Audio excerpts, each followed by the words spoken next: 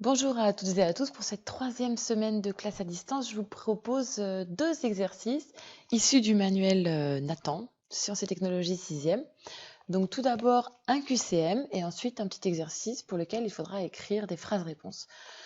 Je vous invite du coup à écrire vos réponses dans votre cahier. On va voir ce qu'il en est ensemble. Donc vous pouvez déjà noter exercice 1 QCM et on regarde ensemble la question. Suivant la position de l'observateur, un même objet a toujours le même mouvement, peut être immobile ou en mouvement, ou ne peut pas être à la fois immobile ou en mouvement. Donc je vous invite là à mettre pause la vidéo et à noter sur votre cahier la réponse que vous estimez être la bonne.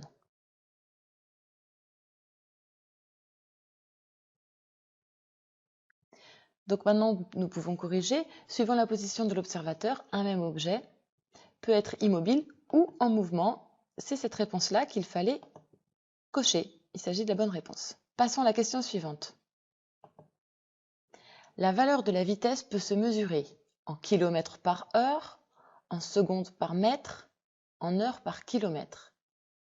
Donc, même chose, vous pouvez mettre pause la vidéo et écrire votre réponse sur votre cahier.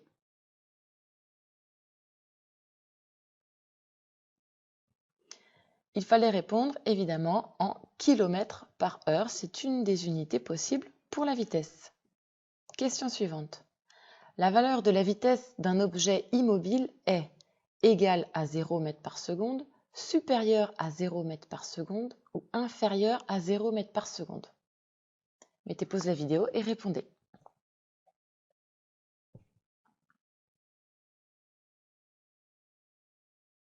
Alors nous pouvons corriger. La valeur de la vitesse d'un objet immobile est effectivement égale à 0 m par seconde. Question 4 sur 9.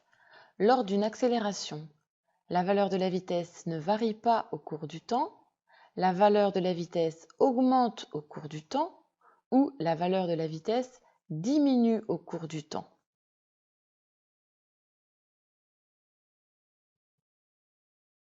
Il fallait répondre, la valeur de la vitesse augmente au cours du temps, puisqu'il s'agit d'une accélération.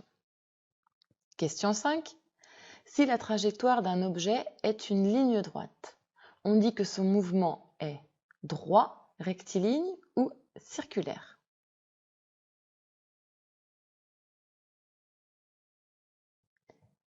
Il fallait répondre évidemment rectiligne, pardon. Rectiligne. Circulaire, c'est quand l'objet décrit un cercle ou un arc de cercle. Du coup, allons-y. Si le mouvement d'un objet est circulaire, sa trajectoire est A ne peut être représenté, est un arc de cercle ou est une ligne droite.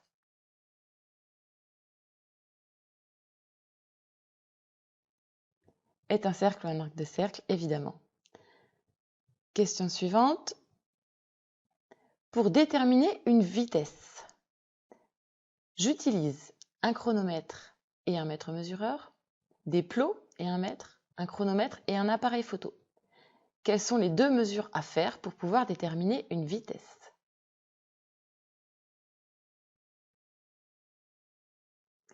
Il faut répondre la première proposition, puisqu'effectivement, pour déterminer une vitesse, il faut une distance et une durée. Donc ces deux appareils seront importants. Question suivante. Pour tracer des trajectoires, pour les tracer, pour les dessiner sur votre cahier, vous utilisez un crayon, une règle, un chronomètre, un compas, un crayon, une règle, ou un chronomètre, un mètre, un compas.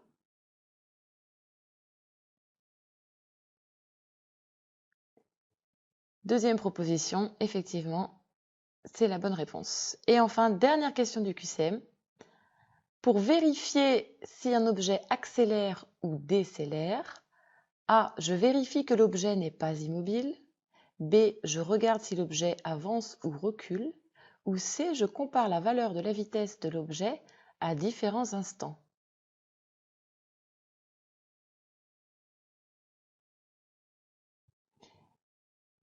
C'est le petit c, c'est la troisième proposition. Je compare la valeur de la vitesse de l'objet à différents instants. Si au cours du déplacement, la vitesse augmente, on dit que c'est une accélération. Si à l'inverse, au cours du déplacement, la vitesse diminue, on parle d'une décélération. Voilà pour ce petit QCM. Regardons maintenant ce deuxième exercice que je vous propose. Donc vous pouvez écrire dans votre cahier deuxième exercice ou exercice numéro 2. Il s'agit d'un cycliste en mouvement. Donc on voit une jeune fille qui se déplace sur son vélo. C'est une chronophotographie en quelque sorte, bien que ce soit des dessins et pas des photos. Donc première position, départ, première photographie, deuxième photographie, troisième, quatrième, cinquième. Et ces 5 photographies sont superposées pour faire une chronophotographie. Maintenant, normalement, vous savez ce que c'est. Le schéma ci-dessus a été obtenu en photographiant une cycliste à des intervalles de temps égaux et en superposant toutes les photographies sur une même image. Voici les questions. Petit a, décrit la trajectoire et précise le type de mouvement de la cycliste. Petit b, comment évolue l'écart entre 2 positions de la cycliste entre la première et la dernière photographie? Que peut-on en conclure en ce qui concerne la valeur de la vitesse de la cycliste? Et enfin petit c, le mouvement de la cycliste est-il accéléré ou décéléré? Je vous invite à mettre en pause la vidéo et à répondre tranquillement sur votre cahier à ces 3 questions avant qu'on corrige ensemble.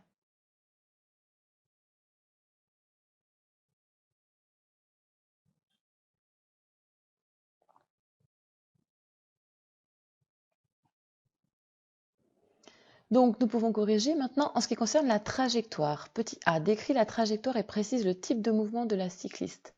Donc la trajectoire, c'est une ligne droite ou c'est une droite, donc c'est un mouvement rectiligne. Petit b, comment évolue l'écart entre 2 positions de la cycliste entre la première et la dernière photographie? Que peut-on en conclure en ce qui concerne la valeur de la vitesse de la cycliste? Vous pouvez répondre. L'écart entre 2 positions de la cycliste augmente.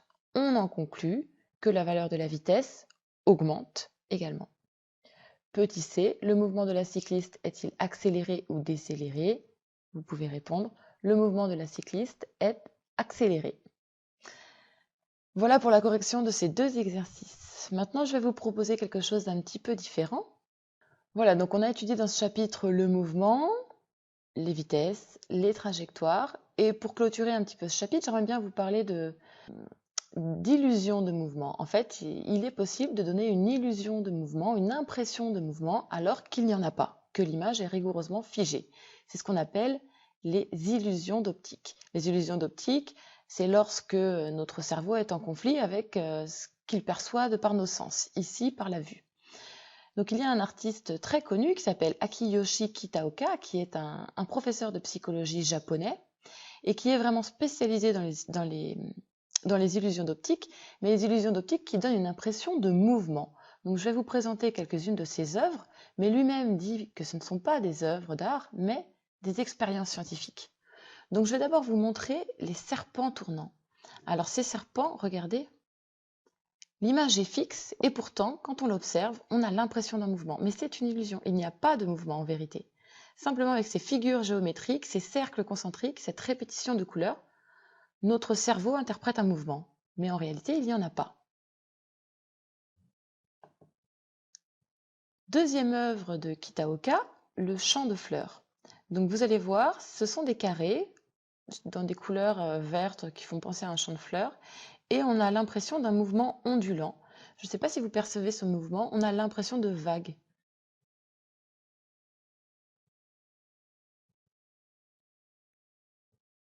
Les rollers qui sont plutôt connus, donc c'est des rouleaux qui semblent tourner alors que là encore, l'image est complètement figée et il n'y a pas de mouvement en vérité. C'est simplement notre cerveau qui interprète cela.